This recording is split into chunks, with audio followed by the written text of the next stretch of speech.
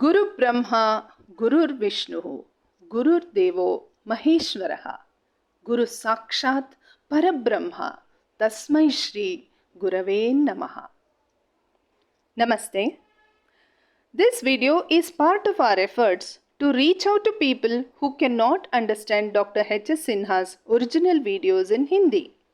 The content of those videos has been translated into simple English. It is not an exact transliteration, but translation of the whole content. This is offered as a tribute to the great teacher, scholar, and a great soul who introduced many of us to the world of philosophy. My salutations to Dr. H.S. Sinha, who not only preached but practiced philosophy until his last breath. In our previous two videos, we deliberated on the origin and the need for religion in the world. All major religions in the world have a singular purpose and essence, but are diverse in rituals and practice. The paths adopted are different, but the destination is the same. Either it is to realize the divinity of the soul, or to realize God by transcending the material world, or to achieve freedom from the cycle of birth and death. Amongst all the Indian philosophies, Vedanta is often referred to as the eternal philosophy. The main principles of Vedanta are the impersonality or the universality of the supreme truth, divinity of the individual soul, unity of existence or the oneness of matter and energy, harmony of all the religions, Maya, which is the perceptual error related to the Atman, Brahman, and the world, can be removed only through correct knowledge. Now, let us learn in this video from Guruji few aspects of classic Vedanta philosophy which were taken up by Swami Vivekananda in the Neo Vedanta. He tried to make the inward-looking classic Vedanta into an outward or social Vedanta which a common man can also practice in the society, through which both the individual and the society can be benefited. Let us hear it in Guruji's words. In the recent past, the monk who showcased Indian philosophy and Indian culture in front of the world was Swami Vivekananda. He has spread the essence of Indian culture, dharma, and philosophy in other countries, so much so that there has not been a single entity in the world who is explicitly opposed to the teachings of Vedanta. Vedanta has impacted so many people across the world that the great German philosopher Arthur Schopenhauer declared that Vedanta is the solace of my life and it is the solace of my death. Swami Vivekananda has also challenged the world on many political and social issues. Once he posed a challenge to the Christian missionaries: "Don't send your spirituality to India. We have much more profound spirituality in India than yours. If you want to send something, please send wheat and machinery to alleviate poverty in India. We will teach you spirituality in exchange for these." This was mainly because we used to import wheat and food grains from other countries at that time. He posed many such challenges which are out of the purview of this topic. He also made great efforts to condense the huge body of knowledge of Vedanta into 1 hour-long speech at the Parliament of Religions. In fact, what he spoke in an hour requires 4 to 5 days of detailed narration. Dr. Radhakrishnan rightly noted that all philosophies which came after Adi Shankara are only footnotes on his philosophy. The best commentary of Vedanta was given by Adi Shankara. The credit of collecting the essence of the entire Upanishads and capsuling it into Brahma Sutras goes to sage Badarayana, who is also known as Vedavyasa. Many scholars have written commentaries on Vedanta Sutras such as the Advaita, Dvaita, Vishishta Dvaita, Achinta Veda Veda, etc. But so far, Shankara's commentary has been acclaimed as the best. However, few shortcomings in the classic Vedanta of Adi Shankara have been pointed out by Swami Dayananda Saraswati, which mainly pertain to the social and political perspectives. We will not go into the political perspectives. Despite the opinions of Dr. Radhakrishnan and Swami Vivekananda that there can be nothing in this world more profound than our Vedanta, what could be the possible loopholes? It is felt that Adi Shankara has completely ignored this society in his commentaries with a main focus on realization of Brahman. This has led to the neglect of the society. As it is, the common man in India is ridden in poverty. Let's not take the common man of today who is well off compared to the earlier times. Indians were poor and the British were trying to keep us poor since any prosperity would empower us to revolt against them. Under these circumstances, Swami Vivekananda posed the challenge to the Christian missionaries. He was of the opinion that Christianity and other religions were not to be considered as religions but only as sects. He agreed with Adi Shankara's commentary on most of the issues but modified a few aspects since he too felt that society and the world had been completely ignored in Adi Shankara's commentaries. Both were monistic, believers of non-duality, and monotheists too, Eko Brahmo. What is the ultimate truth?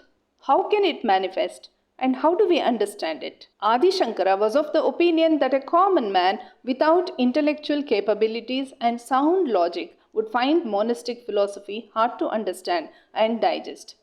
Common man is also ignorant under the influence of Maya and its three gunas, Sattva, Rajas and Tamas. For a person looking at the absolute through these filters, it would appear as three different entities. When seen through Sattva Guna, it will appear as Brahma. When seen through Rajo Guna, it would be Vishnu, and Shiva would be seen through Tamo Guna. All the three visualizations would be based on ignorance. For the ignorant mind, all the three forms would seem to be real because of Maya.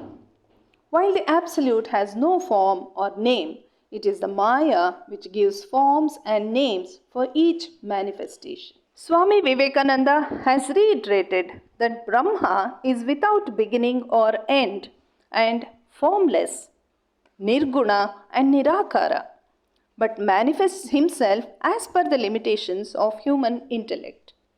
This limitation is not that of Brahma, but of man's mind. For example, if a container's capacity is to hold only 5 liters of water, it can carry only so much water. If it cannot hold more water, it should not think that there is no more water. Here, Swami Vivekananda has correlated Shankara's reference to Maya with man's limitations. Yomam yatha prapadyante tam sthate bhajamyaham. Swami Vivekananda has tried to combine both monastic and theistic ideas. He affirms that worship of both Saguna Brahma, that is Brahma with form, and Nirguna Brahma, without form, are equally valid, and that worship of Saguna Brahma is the first step towards abstraction. With repeated practice, a person gradually elevates himself to envision a Nirguna Brahma.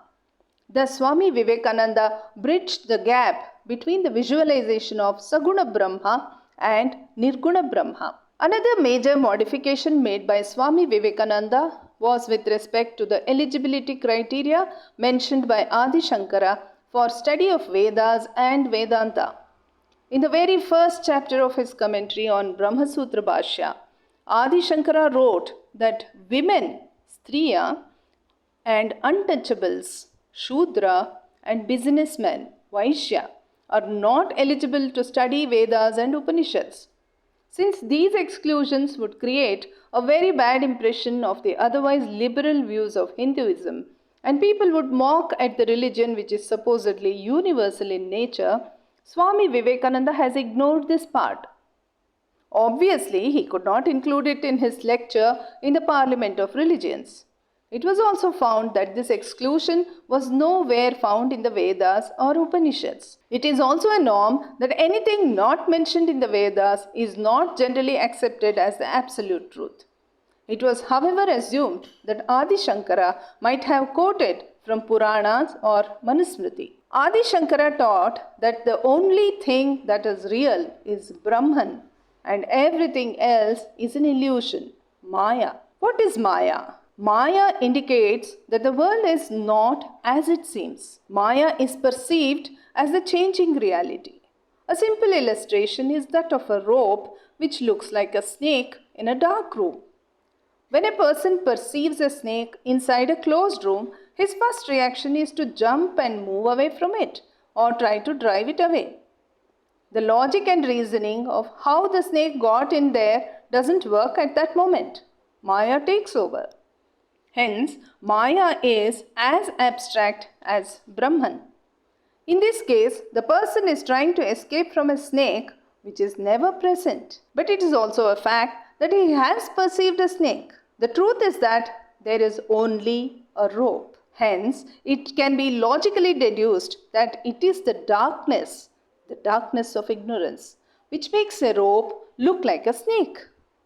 Maya dissolves or disappears when there is light, which is awareness. But the truth that there is a rope does not alter either in darkness or in the presence of light. But for the person, snake disappears and rope appears as soon as he has light. Hence, he said that the absolute Brahma is the same which has no beginning, no end and no form. It's our ignorance that makes us perceive it in different forms. Maya is that which is ever changing. In his commentary, Adi Shankara has also referred to an example in which a gold bangle and an earring, although appear in different forms, are made of the same gold.